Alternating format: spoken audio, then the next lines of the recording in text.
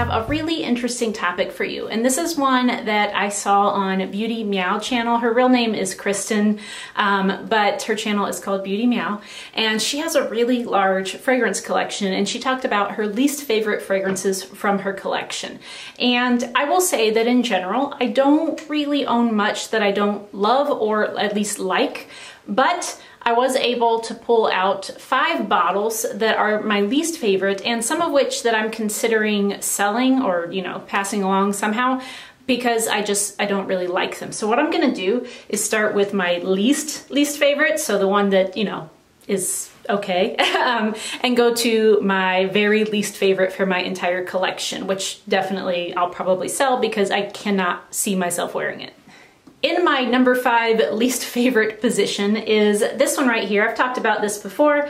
This is Paco Rabanne's Olympea, and this is the original one. I've heard that some people who don't like this do like their like intense version or the aqua version or something like that. I haven't tried any of the flankers, so I don't know. But this one, I don't dislike it. It's just pretty meh.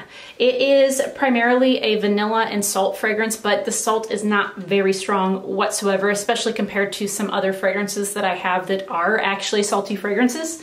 But this here, I think, is a tolerable scent. So I'm gonna get one of my little tester strips here and just remind myself, because I know that the opening is one of the reasons why I don't really care for this fragrance. Yep, there it is. Okay, so the issue that I have with this one, and it's not terrible, but it's there, is that the vanilla is a little bit synthetic-y in that it has that plasticky vanilla, like some people refer to it as like a plastic doll head smell. Sometimes vanilla can do that plasticky sort of doll head thing. Sometimes it can smell Play-Doh-y, and sometimes it's like a really nice cooking vanilla kind of situation. But this one in the opening is a little bit plastic doll head to me, and that's the main reason why I don't really care for this particular fragrance. Like I said, it's not bad. Once it dries down, it's perfectly fine, but it's just sort of unremarkable to me. I know some people love this, and if you love it, that's fantastic. I think that's great, and we all have different opinions, but for me, that one is not a favorite in my collection. I think I'll hang on to it for a while just to give it a chance, because I haven't had this too incredibly long, but I don't know. It might be something that I pass on in the future. Okay, the next 2 in this list are ones that I don't particularly like. It's not the, like is not the word for them, but I find incredibly interesting, so I don't foresee myself getting rid of them, because I think that they are good fragrances. I think they are strange fragrances and very divisive. I think both of these next 2 that I'm going to mention, some of you guys are going to really like them, but a lot of you guys I think are going to hate them. And I'm kind of like, I appreciate them and I enjoy smelling them occasionally because I just find them so interesting. So the first of these 2, so my number 4 spot, is this one right here. And this is Womanity, but it's the Eau pour Elles version. I think that it's pretty similar to the original though. So this is a truly salty fragrance. If I spray it here to, oh God. All right, so when I say this is a truly salty fragrance, I mean that in every extent of the word. This is so salty in the opening. Now, there are only 4 credited notes, I believe, in this. I think it's fig, strawberry, caviar, and seawater. So basically you have 2 salt sources, because caviar is very salty and obviously seawater is very salty. And the opening of this, and I would say, and I've tested this many times, the first 15 minutes of this is almost unbearably salty. And I think it kind of makes me like it a little bit, even though I don't really like it. It kind of makes me like it a little bit. Now, I can, if I really try, I can pick up some of the fruit. Fig is not my favorite note, although I do enjoy some fig fragrances. I can pick up a little bit of the strawberry. Again, not a favorite note, but it's fine. But yeah, that's just the incredible amount of salt in this just makes it really interesting. And it lasts, I don't know, maybe 4 hours. And actually I think sometimes I can still pick it up a little bit on my skin, but I have to like press my nose to my skin after that point. I would say it projects really well for the first couple hours though, as a lot of like summertime type of fragrances tend to do. Like they only tend to last maybe 2 to 4 hours and only project for the first couple. I would say it falls in there, but this is just such a unique fragrance. So again, my 4th least favorite fragrance in my collection right now is Womanity from Thierry Mugler. And again, not necessarily a bad fragrance, but man, you should not blind buy this, okay? Don't blind buy this. All right, and the second one that I mentioned that I find really interesting, but also not my favorite, and the number 3 least favorite position is from Bond number 9, and this one is Chinatown. And if I flip it around, you'll see the pattern is different. So whatever you see online, either way, it's fine because one side's the pink with the white and the other side's the white with the pink. Oh man, this one here. Whew. This one is one of the strongest and longest lasting perfumes in my collection, which if you love this fragrance is going to be fantastic for you. If you don't love it, you're gonna have to try your best to wash it off when you test it. I don't hate it. It does remind me of something a little bit more vintage, but not like Grandma. Grandma did not wear this. I know people, some people don't like that saying of like something being a grandma perfume, but I do think that most of us know kind of what people mean when they say that. So in some ways it does have a function. But no, this reminds me of like going to some sort of like a dark, jazzy type of club and maybe like the 40s. I don't know, maybe 50s. I feel like it's like, this is a little much, I don't know, maybe the 20s. I don't know. Like I would say from the 20s to the 50s, sometime in this time period is what this reminds me of. Not that I was alive then, so I don't know. But that's like kind of the vibe I get. And I'm thinking like a dark sort of lounge place. The chairs are like green crushed velvet. And I definitely do pick up something in here that gives it sort of a smoky vibe, but this is spicy, so there is cardamom in here, I know for sure. And there's some florals. I think it's tuberose. And that's, you know, kind of the main driving force here. The tuberose and that spice or cardamom. But I do feel like there is some sort of a deep, like smoky or woodiness to it. But yeah, so again, not a safe blind buy, but I do find it really interesting. I wear this occasionally, but I will tell you this, when I do wear it, I will only spray it like on my wrists, and literally only one spray on each, and that's it, no more at all. I will not spray it on my clothes because it will last forever until at least you wash it, and then sometimes I think it still lasts after that. But I do find it incredibly interesting. So I'm not sure that that's one that I would pass on anytime soon because I do enjoy smelling it, even though I don't particularly love it. So again, in the number 3 position, Bond number 9, Chinatown.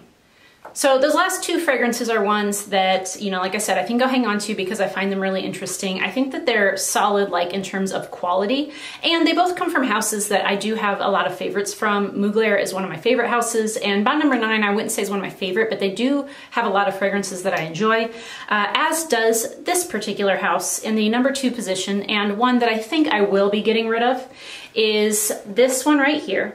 This is Elizabeth and James Nirvana Black. Now, I will tell you, the Nirvana collection, I feel like has something for everyone, and there are 2 fragrances in this collection that are 2 of my favorite, and those are Bourbon and Amethyst. I love Nirvana Bourbon and Amethyst. Nirvana Black, not for me. So, let me go ahead and remind myself here. Okay, so I get mostly violet in the opening and some woodiness. This though, even though I say violet, and a lot of times when people hear like a floral note, they think it's really feminine. No, I think this one is a bit more masculine than a lot of the Nirvana scents, although definitely Amethyst and Bourbon, especially Bourbon, could be worn by a man. I actually think Rose could be worn by a man as well. But this one leans a little bit more masculine to me. And I know not everybody's gonna agree with that, but I do think that this particular one, even though it has the violet in it, is a bit masculine. I don't love the note of violet, which is probably why I don't love this, because I do pick that up at first. Otherwise, like I said, sandalwood and vanilla, I think, are the only other notes that I pick up from this. I think those are the only notes that they credit as being in here.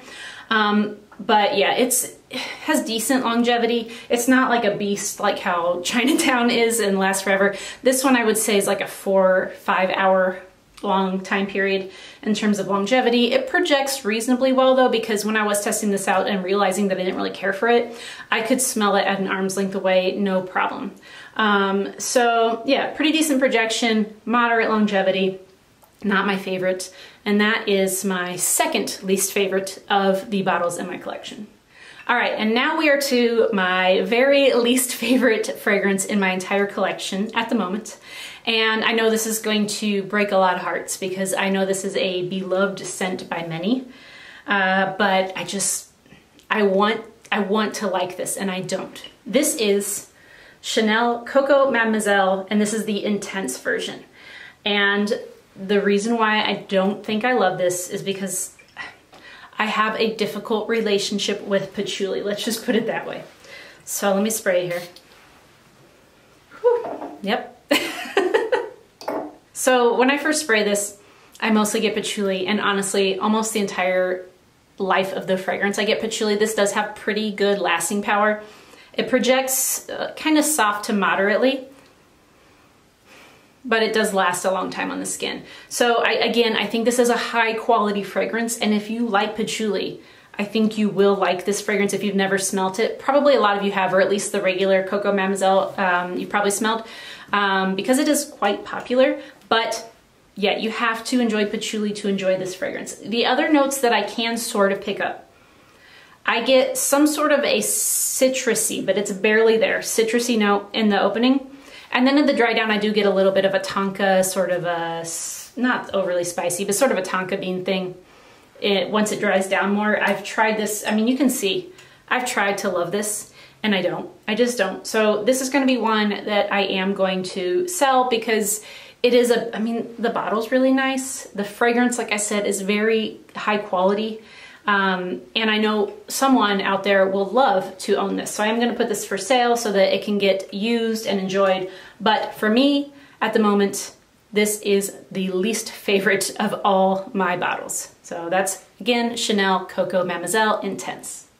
So those are my 5 least favorite fragrances in my collection. Like I said, the bottom 2 are definitely going to be passed along. The others will probably live in my collection at least for a little while longer because I don't hate them.